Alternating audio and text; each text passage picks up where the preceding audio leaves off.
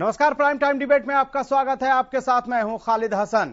20 अगस्त से शुरू होने वाले मानसून सत्र को लेकर हरियाणा में सत्ता पक्ष और विपक्ष ने कमर कस ली है।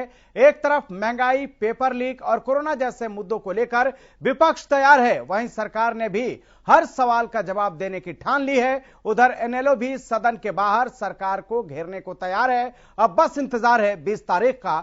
उसी दिन पता चलेगा कि सदन में कौन किसके तीरों से घायल होता है।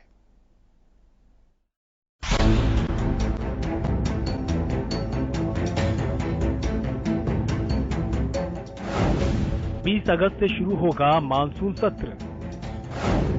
सत्र में हंगामे के आसार। विपक्ष ने की सरकार को घेरने की तैयारी। सत्र में नहीं दिखेगी इनेलो। हरियाणा विधानसभा का मानसून सत्र 20 अगस्त से शुरू होने जा रहा है और हर बार की तरह इस बार भी सत्र के हंगामेदार रहने की पूरी उम्मीद है, क्योंकि एक तरफ जहां सरकार अपनी उपलब्धियों को गिनवाएगी, आगे की अपनी योजनाओं के बारे में बताएगी, तो वहीं दूसरी तरफ विपक्ष भी सरकार को घेरने का कोई मौका सत्र में नहीं छोड़ेगा। इस बार सत्र में एक खास बात और रहने वाली है कि इस बार के सत्र में इनेलो नहीं दिखने वाली, क्योंकि इनेलो के एकमात्र विधायक अभय चौटाला पहले ही अपने पद से इस्तीफा दे चुके हैं। सत्र को लेकर तैयारियां भी पूरी है। सोमवार को ही मानसून सत्र में सुरक्षा व्यवस्था को लेकर स्पीकर ज्ञानचंद गुप्ता की अध्यक्षता में उच्च स्तरीय बैठक हुई। इस बैठक में मुख्य सचिव विजय वर्धन, गृह सचिव डीजीपी पीके अग्रवाल समेत कई अधिकारी मौजूद रहे।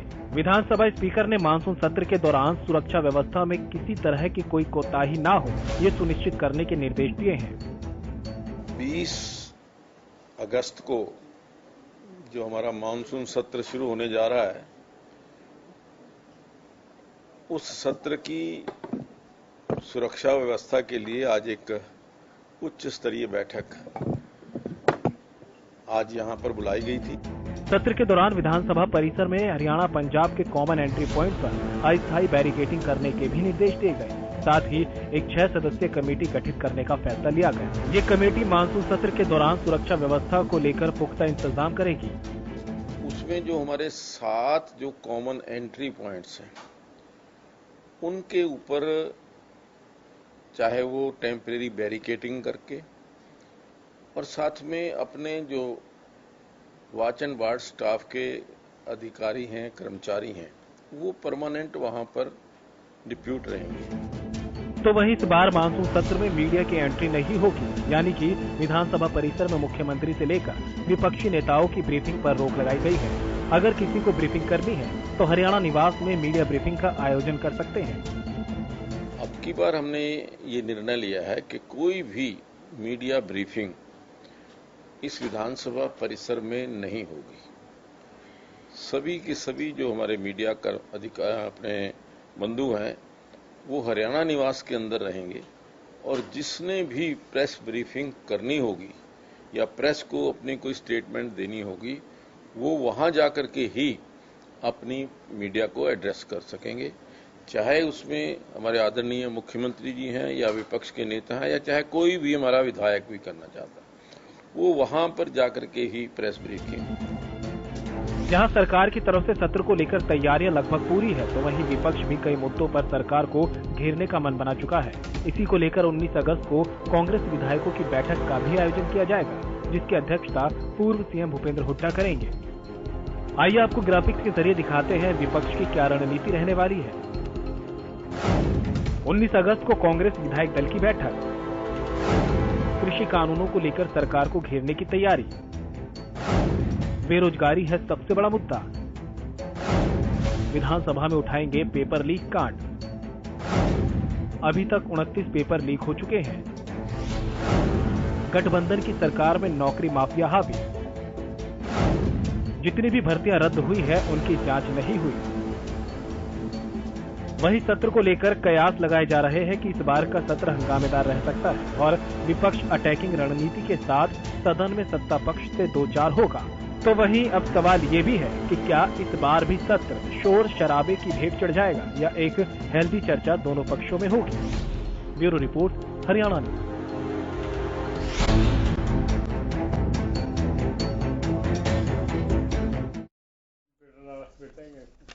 तो मानसून सत्र में महाभारत और इसी पर चर्चा की शुरुआत करेंगे। लेकिन उससे पहले आज के मेहमानों से आपको मिलवा देते हैं।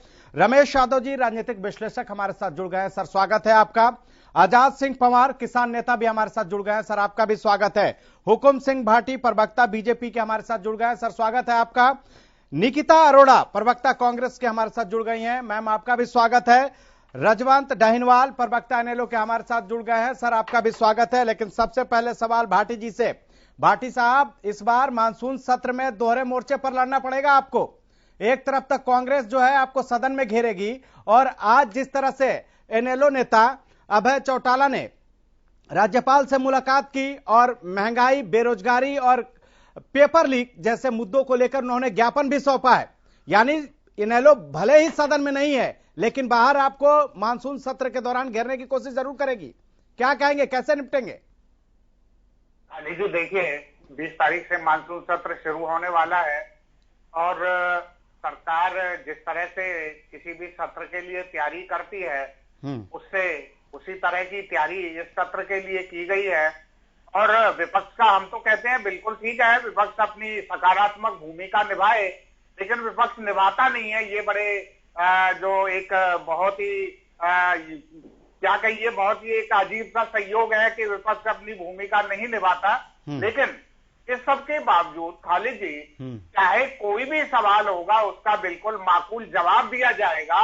और मैं तो विपक्ष से ये भी एक आग्रह और एक रिक्वेस्ट भी है कि केवल और केवल सवाल नहीं, उनका जवाब भी जरा लेते जाइए, सुनते जाइए, ताकि आपको पता लग सके हरियाणा प्रदेश में भारतीय जनता पार्टी, जेजेपी की सरकार ने क्या क्या काम किए हैं, और उन कामों को आप अपने कामों से मिलाइए।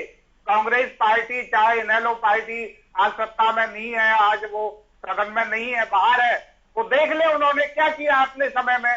इसलिए सरकार की पूरी तैयारी है, चाहे इनेलो हो, कांग्रेस हो, लेकिन जो पिछले सत्र हैं उनको देखने से, और अभी अभी लोकसभा राज्यसभा की कार्रवाई पूरे देश ने देखी है, किस तरह से विपक्ष भागता रहा और कार्रवाई में हिस्सा नहीं लिया।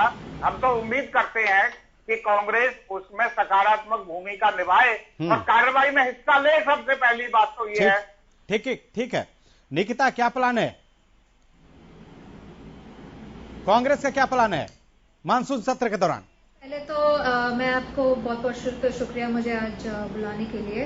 दूसरी बात यह है कि मॉनसून सत्र हमारे लिए एक बहुत ही इम्पोर्टेंट सेशन रहने वाला है, क्योंकि मुद्दे बहुत हैं, सवाल बहुत हैं, और जहां तक अगर यहाँ देखा जाए तो यहाँ पे सरकार की जवाबदेही हम लेके रहेंगे, क्योंकि यहाँ पे जो पिस रहा है वो आम नागरिक पिस रहा है। चाहे वो कोविड मिसमैनेजमेंट हो, हमने देखा सेकेंड वेव में किस तरीके से ऑक्सीजन की शॉर्टेज हुई, और माननीय मुख्यमंत्री इस चीज को नजरअंदाज कर रहे हैं और उस पर कोई किसी तरह के कोई टिप्पणी नहीं है। हमने ये भी देखा कि जब केंद्र सरकार ने इस चीज की रिपोर्ट मांगी कि स्टेट्स में कितनी जो जाने जो गई हैं वो ऑक्सीजन सप्लाई की कमी से हुई हैं, तो खट्टर साहब ने वहां पर सीधे तौर पर झूठ बोला है, जबकि आपके सामने खालिद जी। तो निकिता का आवाज तो नहीं आ रहा है। मृत्यु हुई है। बाकी दूसरी बात, और महंगाई जो मुद्दा जो है बहुत ही हमारे लिए अहम मुद्दा है। अगर आप देखेंगे पेट्रोल की जो कीमत है हरियाणा के अंदर ही 100 पार कर चुकी है। दाल आज की डेट में 180 से लेकर 200 रुपए तक किलो बिक रही है, जहाँ पर 80 से 100 रुपए हुआ करती थी एक समय में। निकिता, मुद्दे की कमी नहीं है विपक्ष के पास। कोरोना की बात कर लो, बेरोजगारी की बात करो, पेपर लीक की बात करो, महंगाई की बात करो, एक बहुत ही अहम मुद्दा है खालिद जी, या किसान आंदोलन की बात करो। मुद्दे की कमी नहीं है, लेकिन रणनीति क्या है कांग्रेस की? सिर्फ हंगामा करना या सरकार से जवाब लेना भी नंबर 1 है। बिल्कुल खालिद जी, हम लोग यहाँ पर इतने सीरियस हैं इस चीज को लेकर, क्योंकि दिन प्रतिदिन हम ये देख रहे हैं आम नागरिक यहाँ पर झेल रहा है इस निकम्मी सरकार की जो पॉलिसीज हैं उसकी वजह से। तो हमारे लिए जो आम नागरिक के लिए जो अनएम्प्लॉयमेंट, जो बेरोजगारी का मुद्दा है वो बहुत इंपॉर्टेंट है, क्योंकि अगर बेरोजगारी में हम नंबर 1 है। हरियाणा अभी तक पिछले 2-4 सालों से जब से ये बीजेपी जेजेपी की सरकार आई है, बेरोजगारी बढ़ती ही चली जा रही है और आज की डेट में पिछले कुछ सालों से हम नंबर 1 पोजीशन पे, आज भी 28% अनएम्प्लॉयमेंट रेट है पूरे देश में, हरियाणा का केवल, जो कि बाकी अन्य प्रदेशों से कहीं गुना ज्यादा है। इसके बारे में सरकार ने अभी तक कुछ नहीं किया। खालिद जी, इसमें एक बहुत इंपॉर्टेंट पॉइंट है कि जो हमें ध्यान रखना चाहिए। आप देखिए, जब जब बेरोजगारी बढ़ेगी वैसे वैसे क्राइम रेट भी बढ़ेगा। आप देख लीजिए, आंकड़े सीधे तौर पर इस चीज को इंडिकेट कर रहे हैं। क्राइम रेट हरियाणा में बहुत आगे बढ़ चुका है, हम दूसरे नंबर पे हैं इस वक्त क्राइम रेट की अगर बात करें। विमेन सेफ्टी का इशू अगर आप देखें कि हम उसमें भी नंबर है खालिद जी। हर जो भी मुद्दा आप उठाइए खालिद जी, हरियाणा उस पर बहुत ही पुअरली परफॉर्म कर रहा है और हम बीजेपी और जेजेपी सरकार से इन सभी सवालों का जवाब लेकर रहेंगे। सवालों के लिए कोई रणनीति भी बनाया है कांग्रेस ने, बहुत ही रिस्पॉन्सिबिलिटी के साथ यहाँ पर निभाएंगे। ये सिर्फ गिना रही हैं यहाँ पर, या इनको लेकर कोई रणनीति आपने बनाया है कि सदन में किस तरह से इसको उठाना है, सरकार से कैसे जवाब लेना है, या फिर मानसून संसद के मानसून सत्र में जो हुआ उसी तरह से यहाँ भी हो के और टाइम खत्म हो जाएगा, लोगों की बात अधूरी रह जाएगी? कोई रणनीति तो बनाया होगा। खालिद जी, आप हमसे हम ये मुद्दे उठा रहे हैं और पल पर हम आपकी डिबेट्स पे भी आते हैं, मुद्दों को उठाते हैं, हम रोड्स पे भी गए हैं, हमने प्रोटेस्ट भी किए हैं। आप खालिद जी क्या बात करते हैं? हम लोग आपने खुद कवर किया है ये चीज कि हम लोगों ने महंगाई के ऊपर हम कितने सीरियसली, कितने हमने प्रदर्शन निकाले हैं। बिल्कुल देखा है, आज महंगाई पर जो प्रदर्शन हुआ वो भी देखा है कि किस हिसाब से प्रदर्शन विपक्ष ने किया है, और 2012-13 में भी विपक्ष कैसे प्रदर्शन करता था। खैर, डाहिनवाल जी, आप हमारे साथ बने हुए हैं। आज आप लोगों ने जता दिया कि भले ही आपके विधायक सदन में नहीं है, लेकिन आप जनता की आवाज बाहर उठाएंगे मानसून सत्र के दौरान। जिस तरह से राज्यपाल से आज मुलाकात हुई है आपके नेता अभय चौटाला की।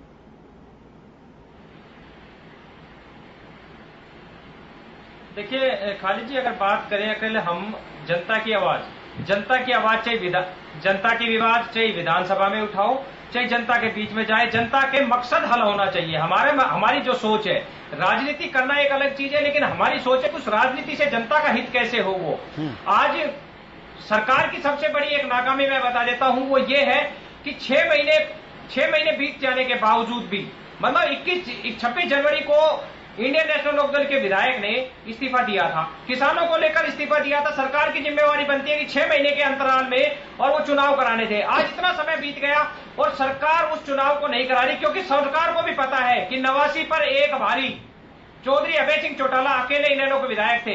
इसके बावजूद भी वो 89 विधायकों पर भारी रहते थे। सरकार को घेरने में कभी कभी नहीं छोड़ी उन्होंने, जबकि विपक्ष के आज 31 विधायक है, मुख्य विपक्षी दल कांग्रेस है, और कांग्रेस के 31 विधायक होने के बावजूद भी सरकार आराम से चल रही है। वो क्यों चल रही है? क्योंकि केवल और केवल उनकी मंशा ये है कि वो भारतीय जनता पार्टी को बी टीम बनकर काम कर रही है। उनको किसी से मतलब नहीं है, उनको बीजेपी को सपोर्ट करने का जो काम कर रहे हैं आज मुख्य विपक्षी दल कर रहा है। इंडियन नेशनल लोकदल ने गरीब जनता के जो काम आम मुद्दे हैं उन मुद्दों को उठाने का काम किया, चाहे लोकसभा के बाहर हो, चाहे विधानसभा के बाहर हो, चाहे सड़क पे हो, और हमेशा उन मुद्दों को उठाकर उनका समाधान करने का काम किया है। चौधरी अभय सिंह चौटाला का जो प्रतिनिधिमंडल है वो आज राज्यपाल से मिला, उन्होंने महंगाई पर, बेरोजगारी पर, पेपर लीक पर बाकायदा उन्होंने तो एक एक चीज को उठाकर 28 पेपर लीक होने का, और उन्होंने बताया कि सरकार किस प्रकार फेल है। सरकार सबसे पहले ये जवाब दे कि हमने अब तक 28 पेपर जो लीक हुए उनकी जिम्मेदारी किसकी है, जवाबदेही किसकी है। अगर इस प्रकार ही चला तो जो बेरोजगार लोग हैं उनके ऊपर क्या बीतनी होगी, उनका जो भुगतान करना पड़ रहा है उन बेरोजगार लोगों को करना पड़ रहा है। महंगाई आज किस कदर बढ़ी हुई है ये किसी से छिपा हुआ नहीं है। पेट्रोल डीजल के दाम कहां हुए हैं ये किसी से छिपे हुए नहीं है। भ्रष्टाचार की तो बात ही मत करें, आकंठ भ्रष्टाचार में डूबी पड़ी है। तो ये सरकार विकास नाम की कोई चीज करा नहीं पा रही। मतलब ये किस चीज पर विधानसभा में जाएगी, जवाब कौन दे? सरकार। लेकिन सरकार से जवाब मांगने वाला कौन है?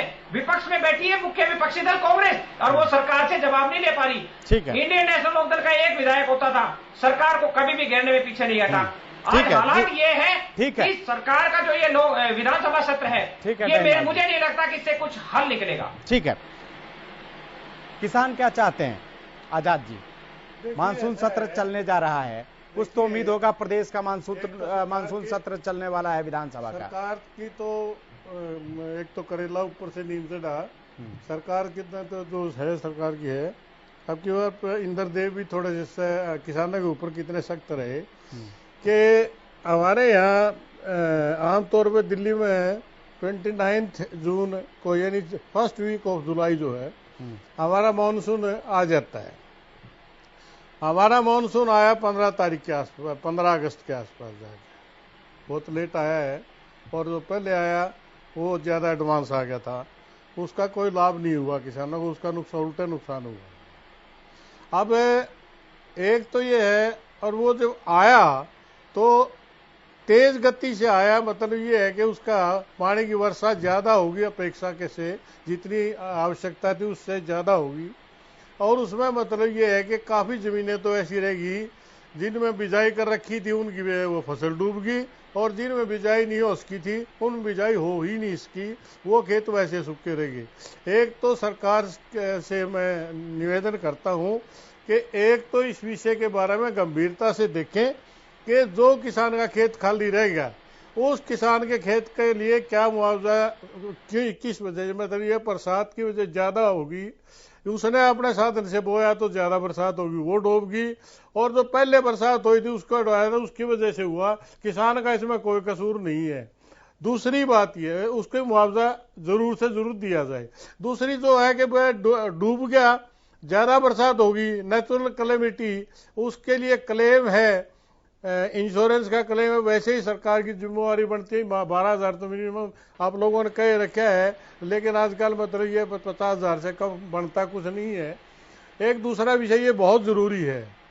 तीसरा विषय ये है कि आजकल इस वक्त में आके बिजली फालतू हो जाती है, लेकिन अभी भी सारे गांव में पूरे समय में बिजली नहीं है, क्योंकि जहाँ पर धान और गन्ने की खेती है वहाँ पर पानी की आवश्यकता पड़ती है। अब जैसे कई दिन का अंतराल हो गया बरसात हुई, अब बरसात पानी की महज ज़रूरत है, और नहर की और ट्यूबवेल की, नहर तो जितने हमारा नहर में पानी आएगा उतना बाटे से हमारे रेशो प्रोपोर्शनेटली आएगा ही है, लेकिन अपने ट्यूबवेल चला के खेत को सिंचाई कर सकते हैं, उसके लिए बिजली की बहुत जरूरत है। तो सरकार इस बात के ऊपर भी गंभीरता से ध्यान दे कि बिजली पूरी नहीं आ रही। दूसरी एक तीसरी बात जो है, बीजेपी का रिकॉर्ड है दर्दिया, जो मतलब ये है कि शायद ना आज तक आगे टूटेगा भी नहीं और टूटने की संभावना नहीं। 7 साल के अंदर 28 पेपर किसी संस्थान के, हिंदुस्तान में हम तो 70 साल के हो गए, हमने कभी मतलब ये है कि आज तक नहीं सुना कि एक संस्थान के 7 साल में 28 पेपर लीक हो गए। उनमें किसानों के ज्यादा से ज्यादा एक साधन था, मतलब ये है कि खेती की जमीन जोत घट गई, उनको फौज में पुलिस में भर्ती होने के लिए गुंजाइश हो जाया करती या टीचर लग जाया करते। इस सरकार ने ऐसी मेहरबानी करी है कि हमने खर्ची पर्ची बंद कर दी, खर्ची पर्ची, अरे खर्ची पर्ची क्या बंद कर दी, तो हमने सबकी नाक बंद कर दी, सबकी सांस बंद कर दिया। ठीक है। राजेश यादव जी राजनीतिक विश्लेषक हैं, आपको क्या लगता है इस बार जितने मुद्दे विपक्ष के पास हैं, मुद्दा ढूंढने की जरूरत नहीं है, चाहे महंगाई की बात कर लीजिए, चाहे कोरोना की बात कर लीजिए, चाहे आप किसान आंदोलन या कृषि आंदोलन को लेकर भी आप देख रहे हैं कि प्रदेश में किस तरह के कृषि कानून के खिलाफ लोगों में गुस्सा है, उसकी बात कर लीजिए, या फिर जिस तरह से विपक्ष कई कानून व्यवस्था की बात कर रहा है, क्या क्या मुद्दे होंगे जिसके पास, विपक्ष के पास ये जो हथियार है इसका इस्तेमाल कैसे विपक्ष करेगा जिसका कि सरकार जवाब दे, या फिर कहीं ऐसा ना हो कि जिस तरह से मानसून सत्र आपने देश में देखा कि संसद में किस तरह से हंगामे के भेंट चढ़ गया, कहीं ऐसा ना हो कि यही स्थिति हरियाणा में हो जाए और लोगों की जो आवाज है वो दबी रह जाए, जिस समस्या पे बात होनी चाहिए वो बात ही ना हो।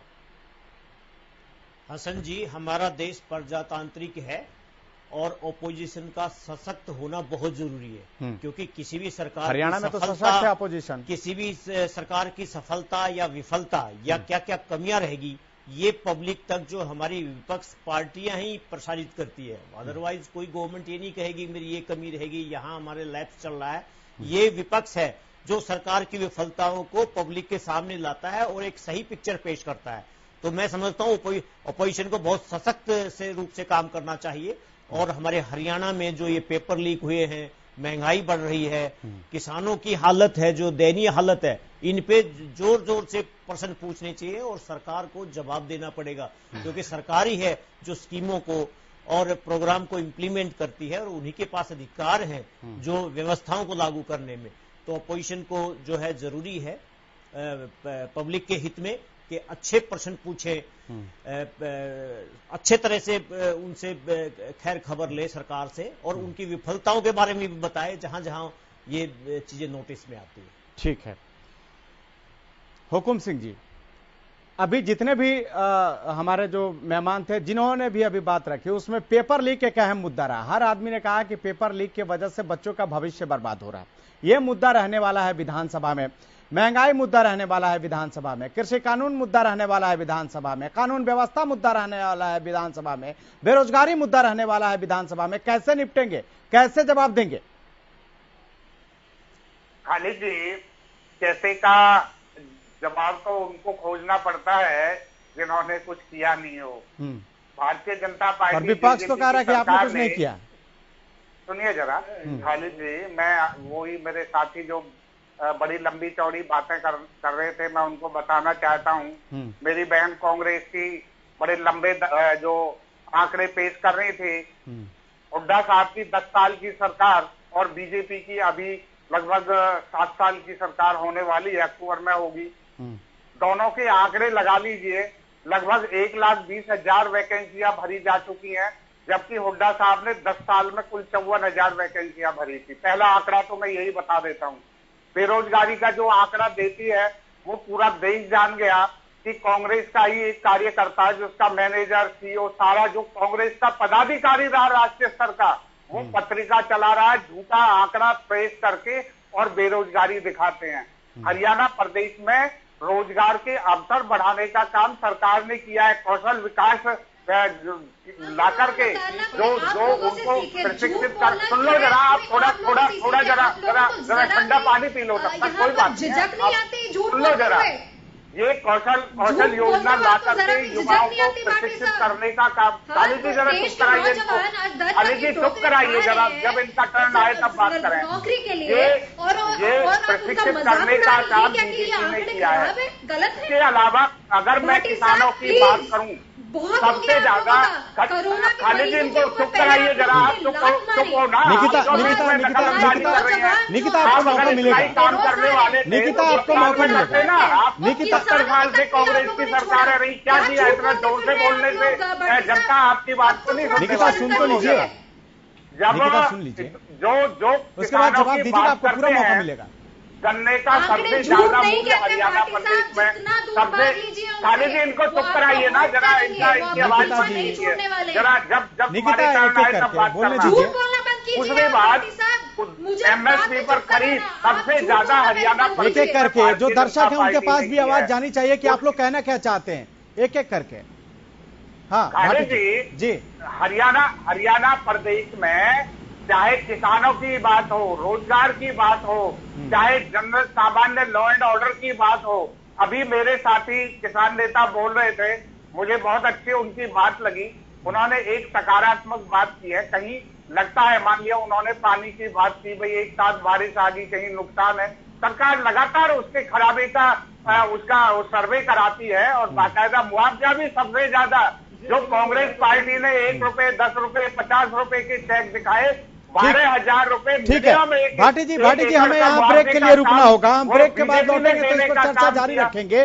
लेकिन सवाल वही है कि जिस तरह से विपक्ष के पास इस बार मुद्दों की कमी नहीं है, मुद्दे बहुत हैं, लेकिन इस मुद्दों को विपक्ष किस तरह से सदन में रखता है, यह जब 20 अगस्त से विधानसभा का मानसून सत्र चलेगा तब पता चलेगा। वक्त एक छोटे से ब्रेक का है, फौरन हाजिर होते हैं। अब देख ब्रेक के बाद एक बार फिर आपका स्वागत है। हम लगातार मानसून सत्र में महाभारत को लेकर चर्चा कर रहे हैं। जिस तरह से विपक्ष के पास इस बार कई मुद्दे हैं और इसी के बहाने विपक्ष घेरने की भी कोशिश कर रहा है और करेगा भी, लेकिन सरकार की तरफ से भी जवाब देने के लिए पूरी तैयारी है। हुकुम सिंह जी, जो आप तैयारी बता रहे थे कि किस किस हिसाब से आप विपक्ष को वहां घेरेंगे और विपक्ष को जवाब देंगे, जरा एक बार फिर से अपनी बात को पूरी कीजिए। खाली जी, मैं अभी चर्चा कर रहा था कि हमारे साथी, हमारी बहन कांग्रेस की बड़ी लंबे चौड़े अपने आंकड़े गिना रही थी। उन आंकड़ों को कंपेयर करिए 10 साल का जो कांग्रेस का राज रहा उसके साथ उन्होंने, मैंने बताया जो नौकरी का आंकड़ा है 54,000 नौकरियां 10 साल में, 1,20,000 नौकरियां 7 साल में, ये नौकरी की बात है। बेरोजगारी की अगर आप बात करें तो इन्होंने एक मैगजीन, जबरदस्ती इन्हीं का कार्यकर्ता राष्ट्रीय स्तर का अधिकारी, उसने मैगजीन निकाल दी, उसको लेकर के ढिंढोरा पीट रहे हैं और ये ढिंढोरा ऐसे दिखा रहे हैं जैसे हरियाणा प्रदेश नंबर 1 हो बेरोजगारी में, जबकि आंकड़े बताते हैं चाहे कौशल विकास योजना हो, चाहे प्राइवेट सेक्टर है, गवर्नमेंट सेक्टर है, सबसे ज्यादा रोजगार मिले हैं। अभी मेरी बहन कोरोना की बात कर रही थी, ये लोग तो एसी रूमों में सो रहे थे, कहीं इनका सेवा कार्य नजर नहीं आया।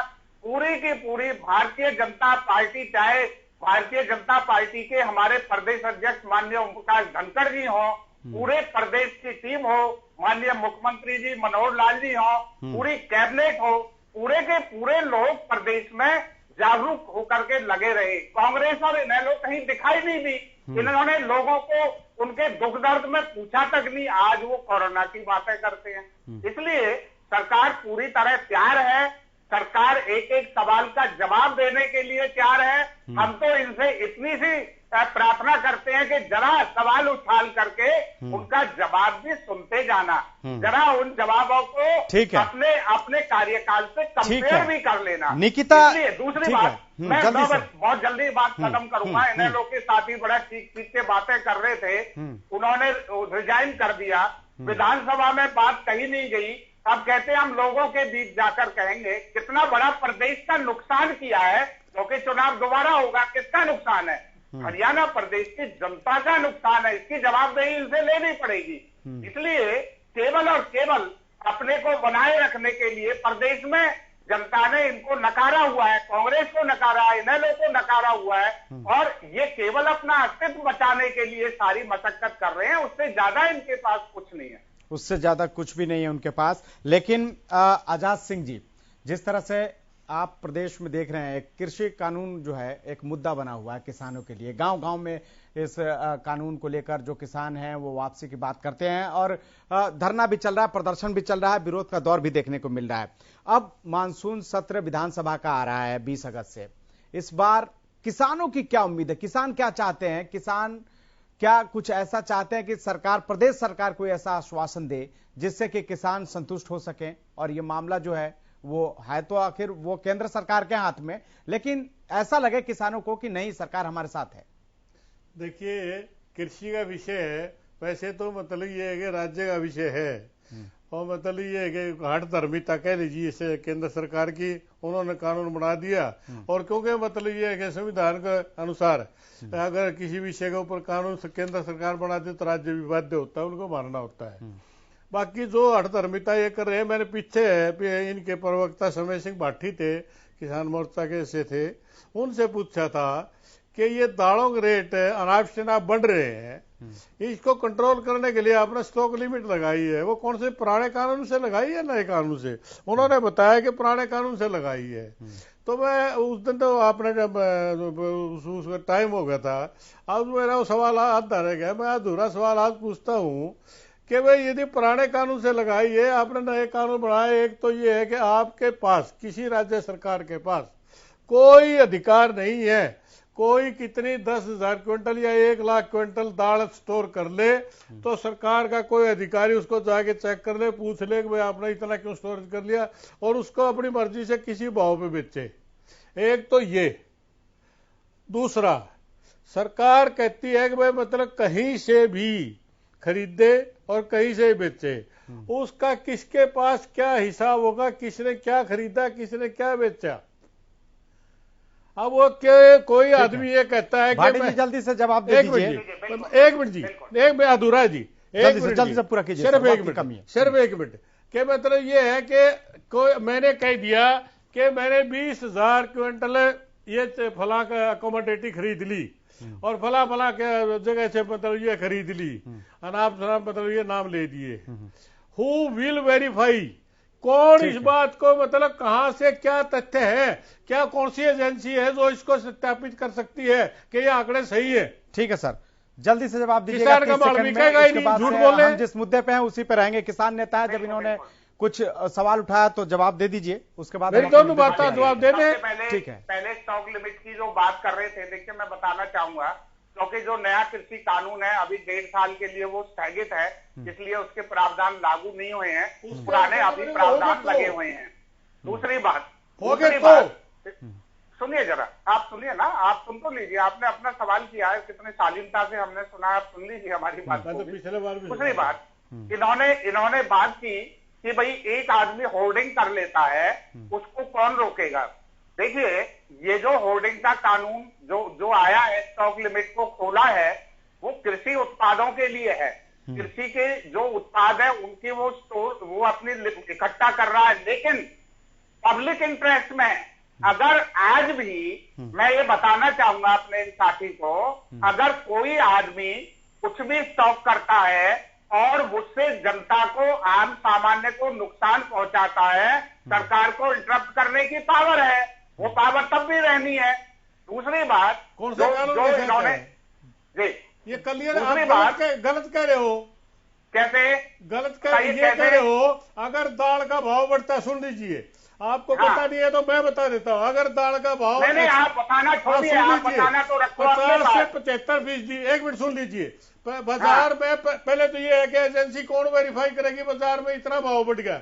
दूसरी बात, आप मानेंगे ना मानेंगे, दूसरी बात यह कि सरकारी एजेंसी ये कहेगी हाँ 50 से 75% तक भाव बढ़े है, तब जाके सरकार कानून अप्लाई करेगी, तब तक तो वो ठीक है। हम जरा अब उस मुद्दे से हटते हैं, हम हमारा मानसून सत्र को लेकर है सर, जल्दी नहीं, अब ये मुद्दा ना भटक रहा है, हम उसी मुद्दे पर है ना, ये मुद्दा भटक रहा है। हमारा मतलब अभी उस प्रावधानों पे हमने बहुत चर्चा कर ली है कृषि कानून के। ठीक है सर, ठीक है, ठीक है, हम मुद्दे से नहीं, रमेश यादव जी, ठीक है सर, ठीक है सर, आपके पास जवाब ही नहीं है, ठीक है आजाद जी, ठीक है सर, ठीक है, कौन बताएगा?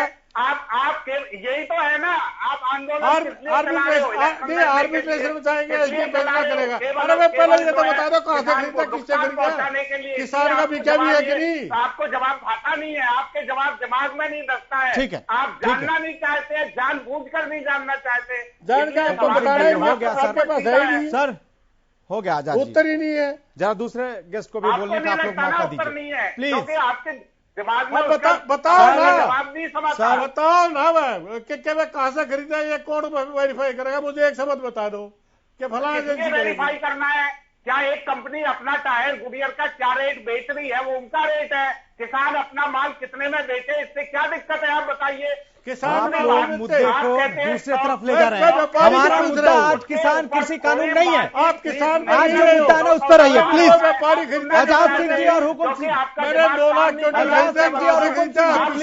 प्लीज आप लोग एक एक करके बोले प्लीज, और लोग रमेश यादव जी, मजबूरी में हमें ऑडियो में गिरवाना पड़े प्लीज। हुकुम सिंह जी, हुकुम सिंह जी प्लीज जरा दूसरे गेस्ट को भी तो बोलने दीजिए। रमेश यादव जी, सवाल यह है कि इस बार मानसून सत्र में सुरक्षा एक अहम मुद्दा रहा है और कहा यह जा रहा है कि सुरक्षा की वजह से मीडिया की एंट्री भी नहीं होगी, कोई प्रेस कॉन्फ्रेंस भी विधानसभा परिसर में नहीं करेगा। ऐसे में सवाल यह है कि क्या जो मीडिया कर्मी है वो हरियाणा निवास भवन में ही बैठ के सदन की कार्रवाई देखेंगे? आखिर इस तरह की स्थिति क्यों पड़ रही है? सिर्फ सुरक्षा ही इसमें ज्यादा अहम है या फिर कोई और बात है? हसन जी, विपक्ष को सकारात्मक भूमिका निभानी चाहिए और ऐसे ज्वलंत मुद्दे उठाने चाहिए ताकि सरकार की भी आंख खुले उसमें। जैसे अभी जो पेपर लीक मसले हैं, ये बहुत ही हमारे राज्य की जो है बदनामी करने वाले मुद्दे हैं। इन पे सख्त लगाम लगानी चाहिए और विपक्ष को जोरदार उठाना चाहिए। ये अगर बार बार पेपर लीक होंगे, ये प्रशासन की विफलता है। दूसरा आपने पूछा है कि मीडिया का, तो मीडिया से कोई खतरा नहीं होता कहीं भी। ये चौथा स्तंभ इसलिए तो है कि हर चीज को सामने लाए, जनता के उजागर करे, उनकी जो समस्याओं को अवगत कराए। तो उन पे बैन लगा के मैं समझता हूं कोई अच्छा कदम नहीं है और मीडिया को बल्कि और अधिकार देने चाहिए और स्वतंत्रता देनी चाहिए ताकि वो डिटेल रूप से पब्लिक की समस्या रख सके। ठीक है, निकिता अरोड़ा, इस बार मीडिया की एंट्री परिसर में बैन है, कोई प्रेस कॉन्फ्रेंस वहां नहीं होगी, कांग्रेस कैसे देखती है? जो भी बात कहनी होगी विपक्ष को या पक्ष को, वो उसे हरियाणा निवास भवन में आके करना होगा। पहली बात खालिद जी, मेरे तक आपकी आवाज बहुत अच्छे से नहीं पहुंच रही है, पर अगर मैंने सही से समझा क्या अब आवाज पहुंच रही है? मीडिया के ऊपर है कि कैसे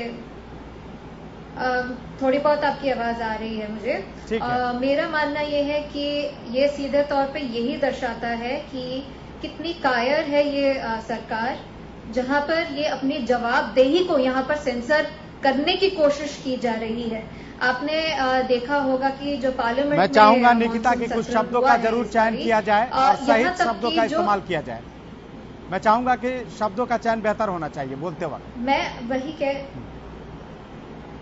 खालिद जी, मुझे इससे मैं पहली बात मैं आपको कहना चाहूंगी कि यहाँ पर भाषा का जो यहाँ पे नियंत्रण है बहुत लोगों में यहाँ पर नहीं है। पहले भी नहीं, मेरे प्रोग्राम में होता है। मैं कोशिश करता हूँ कि भाषा की मर्यादा बनी रहे और डिबेट चलता रहे। बिल्कुल, आपके प्रोग्राम में हुआ है, आपने कई बार रोका है, मैं उसको अप्रिशिएट करती हूँ। पर जहाँ तक कि यहाँ मीडिया का सवाल है, मैं वही कह रही हूँ, उनको सेंसर करने की कोशिश पूरी तरीके से यहाँ पर हो रही है। वो चाहते नहीं है कि लोगों तक सच्चाई पहुंचे। सच्चाई ये है कि ये सरकार पूरी तरह से नाकाम हो चुकी है और हर वर्ग जो हमारा है इस देश का, वो इस समय अलग अलग परिस्थितियों से जूझ रहा है और उनकी नाकाम जो इनकी पॉलिसीज हैं उसका खामियाजा भुगत रहा है। लेकिन भाटी जी तो कह रहे थे कि कांग्रेस की 10 साल से बेहतर मनोहर सरकार है।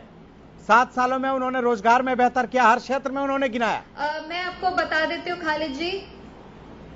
खालिद जी, मैं आपको ये बात बता दूं कि हम जब हमारी सरकार थी, ना किसान भाइयों ने विरोध किया, ना ट्रेड यूनियंस ने विरोध किया, ना स्टूडेंट्स ने विरोध किया, यहाँ तक कि जो महिलाएं हैं वो सड़कों पे कभी उतरी नहीं। दूसरी बात यह है, अगर ये कंपैरिजन करना चाहते हैं तो मैं आपको ये भी बता देती हूँ कि आज की जिस स्तर पर महंगाई है वो कभी पहले नहीं थी। जब कच्चे दामों का तेल $160 प्रति बैरल, तो निकिता की तो आवाज में 100 से ऊपर तेल बिक रहा है। दूसरी बात, दालों के दाम 180 से लेके 200 रुपए प्रति किलो आज की डेट में बिक रहा है, जो पहले हमारे टाइम पर 60 से 80 रुपए में बिकता था। दूसरी बात, जो तेल है, खाने वाला जो तेल है, वो अगर आप देखें उसकी कीमत लगभग 100% बढ़ चुकी है। जहाँ पे 120 रुपए था वो आज 220 रुपए एक साल के अंतर में ही बढ़ गया है। तो ये आंकड़े तो ये लोग को नकारेंगे ही, क्योंकि वो उनकी सच्चाई जो है वो एक्सपोज कर रहा है। तो उनको ये और झूठ के अलावा ये और कुछ कर नहीं सकते। और जो सरकार पार्लियामेंट में खड़े होकर, सदन में खड़े होकर झूठ बोल सकता है, वो उस पे ये देश की जनता कैसे विश्वास करे। दूसरी बात, जो हमारे किसान भाई हैं, किसान भाई आज 9 महीने हो चुके हैं खालिद जी, आज तक एक भी शब्द हमने प्रधानमंत्री के मुंह से सुना है। तो लगभग 600 किसान भाई हमारे शहीद हुए हैं। लगभग 600 किसान भाई हमारे शहीद हुए हैं इस पूरे प्रोसेस में, इस पूरे प्रोटेस्ट में। आज तक इनके मुंह से एक संवेदनशीलता इनके यहाँ से प्रकट हुई है नहीं। उल्टा हमने ये सुनने को मिला है कि हमारे किसान भाई जो है वो आतंकवादी हैं, वो एंटी नेशनल है। ठीक है रजवान जी, ठीक है निकिता, ठीक है इन लोगों ने इस्तेमाल किए हैं। हर एक चीज का हम जवाब दे रहे हैं। कोरोना का मिसमैनेजमेंट खालिद जी, कोरोना का मिसमैनेजमेंट, यहाँ पे सीएम साहब कह तो रहे थे कि कोरोना काल में बीजेपी और बीजेपी के कार्यकर्ता लोगों के पास गई, कांग्रेस घर में रही। भाटी जी कह तो रहे थे यही बात। खैर खालिद जी, हमने हर बार हम लोगों की आवाज बनकर हम खड़े हुए। कोरोना के समय पर जितने हमारे वॉलंटियर्स उतरे हैं, ऑक्सीजन के सिलेंडर जितने लोगों ने ज्ञापन देने से काम हो जाएगा या विधानसभा सत्र के दौरान, मानसून सत्र के दौरान कोई और भी एनएलओ की रणनीति है? ठीक है अंकिता, दूसरे मेहमानों को बोलने दो। कार्यकर्ता कहाँ है? एबीवीपी के कार्यकर्ता कहाँ थे वो जब लोगों को उनकी जरूरत थी? ठीक है, होर्डिंग हुई, जो रेमडेसिविर इंजेक्शन की होर्डिंग हुई, उसके ऊपर कोई कार्रवाई नहीं हुई। अब बच्चों की जो हमारे भविष्य के ऊपर खेला जा रहा है, ये पेपर लीक की वजह से। ठीक है, कार्रवाई क्यों नहीं हो रही है? इन सभी का सवाल हम पूछेंगे। हम विपक्ष की भूमिका, ठीक है, उम्मीद यही है कि आप विधानसभा में ये बात उठाएं इसी पुरजोर तरीके से आपकी पार्टी। ठीक है रजवान जी बोलिए।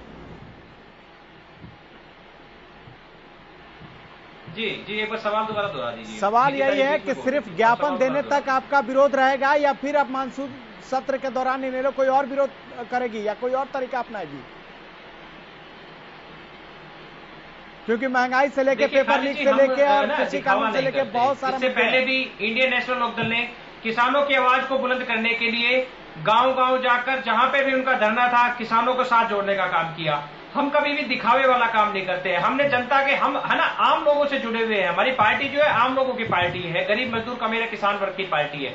दूसरी चीज अभी मैं भाटी साहब एक जो चीज कह रही थी, भाटी साहब एक चीज कह रहे थे कि हमने रोजगार देने का काम किया है, निजी क्षेत्रों में रोजगार देने का काम किया है। एक बार एक चीज जरूर बताएं कि पिछले 7 साल में कितने नए उद्योग धंधे उन्होंने स्थापित किए, नए कोई प्रोजेक्ट कितने आए हैं जो जिसमें लोगों को रोजगार मिला है। नई नौकरियों की बात मैं कह रहा हूं, शिक्षा का इन्होंने निजीकरण कर दिया, इतना बुरी तरह से व्यवसायीकरण हो गया कि आज शिक्षा का भट्टा गोल कर दिया इन्होंने। अगर चिकित्सा व्यवस्था की बात करें तो कोरोना के हालात सबने देख लिए, चिकित्सा की व्यवस्था के क्या हालात थे। आज लोगों को प्रॉपर वैक्सीन नहीं लग पा रही, जो वैक्सीन के जो स्लॉट है, वैक्सीन का फर्स्ट डोज कई कई दिन तक नहीं आ रहे। तो मतलब ये कहां पर जाके बताएंगे किसानों के? अगर इन्होंने अच्छे काम किए होते तो आज ये गांव में घुस नहीं पा रहे। इन्होंने तिरंगा यात्रा की सहारा लेकर ये गांव में जाकर और अपना कई किसानों के समर्थन में कई तिरंगा यात्रा मतलब एक तिरंगा झंडे को लेकर ये गांव में जाने का काम किया इन्होंने। और किसानों ने सिर्फ इनको सिर्फ उस तिरंगे के नाम पर बख्शा है कि अगर हम इनका कहीं विरोध करेंगे तो ये हमें कहीं ना कहीं फिर एक बार देशद्रोही घोषित कर देंगे। अब तो जन आशीर्वाद यात्रा भी कर रहे हैं। तिरंगे को हटाकर एक गांव में जाके देखें, इनको पता लगेगा कि हकीकत क्या है। जेजेपी और बीजेपी जा तो रहे हैं जन आशीर्वाद और यात्रा को लेकर, तो कांग्रेस क्या करती है उसका सबको पता है। आज हम इससे पहले भी चाहे हमने किसानों की आवाज को बुलंद किया हो, चाहे हमने आम आदमी की आवाज को बुलंद करने का काम किया है, हमने उनके बीच में रहकर आवाज को बुलंद करने का काम किया है। पहले विधानसभा में उनकी आवाज उठाते थे, आज अगर हम विधानसभा में नहीं है तो हम लोगों के बीच में है। इंडियन नेशनल लोकदल पार्टी का वर्कर कभी भी अपने घर में नहीं बैठा। ठीक है, लास्ट कमेंट आजाद जी। मैं ये कह रहा हूं कि केवल और केवल इनको स्वतंत्रता और तिरंगे के लिए ये 15 अगस्त का मुद्दा था, आजादी का मुद्दा था, राष्ट्रीय बहुत महत्व का मुद्दा था। इसके लिए इनको किसानों ने माफ किया है कि भाई इसके लिए निकालने के लिए सहयोग करने के लिए निकालने दो बोले। वरना मतलब ये है कि पिछले 6 महीने से इनकी हालात ये हो चुकी है और के मतलब ये है कि किसी गांव में ये कार्यक्रम नहीं कर सकते, व्यक्तिगत कार्यक्रम में ये नहीं जा सकते, किसी गांव में घुस नहीं। आपके टीवी दिखाते हैं कि वो गाड़ी उल्टे गेयर में भाग रही है, वो गाड़ी उल्टे गेयर में भाग रही है, आज वो भाग रहे, आज वो भाग रहे। क्यों भाग रहे? मुख्यमंत्री जी भाग रहे तो 3 जगह लगे बात। रमेश यादव जी लास्ट नहीं बात जो तो बताए। 1 मिनट, दूसरी बात ये कहूंगा मैं, वक्त की कमी है, जल्दी से सर, जल्दी से प्लीज, वक्त की कमी है, बीच में रोक पड़ रहा है मुझे प्रोग्राम, जल्दी से बोलिए। देखिए सदन जी, हसन जी देखिए कि सदन का बहुमूल्य वक्त होता है और इसको बेकार में जाया नहीं करना चाहिए और पब्लिक की भलाई के लिए ओपोजिशन को मुद्दे उठाने चाहिए और सरकार को अपनी जो क्रियाकलाप किया है उनको भी दर्शाना चाहिए ताकि पब्लिक में एक मैसेज आए कि कौन गलत है और कौन सही है। डायनेवाल जी लास्ट कमेंट जी। देखिए सबसे पहले बात ये है कि सरकार अपनी उपलब्धि बताए और उपलब्धि वो बताए जो धरातल पर है, कागजों वाली उपलब्धि नहीं चाहिए। और सबसे बड़ी बात यह है कि सरकार एक बार जो हाउल्ला जो उन्होंने लोकसभा में, विपक्ष से भी मैं यही उम्मीद करता हूं कि जो उन्होंने लोकसभा में हाउल्ला मचाकर और जनता का समय बर्बाद किया, पैसे बर्बाद किया, ऐसा माहौल ना करें। आज हम लोग, हमारा कोई भी नेता आज हमारा विधानसभा में नहीं है, लेकिन फिर भी आज मुख्य विपक्षी दल कांग्रेस से ये उम्मीद कर रहे हैं कि कम से कम वो जनता के मुद्दे उठाएं। अगर वो, हमें उसका पता है कि वो करने वाले कुछ भी नहीं है क्योंकि वो जाके अंदर भारतीय जनता पार्टी को सपोर्ट करेगी, लेकिन अगर हकीकत थोड़ी सी भी उनमें नेक नीति अगर कहीं पर भी है, जनता का भला कहीं सोचते हैं तो जनता के मुद्दों को उठाएं और सरकार उन मुद्दों पर, उन सवालों का जवाब दे। निकिता, मानसून सत्र में महाभारत होगा, कांग्रेस महाभारत करेगी,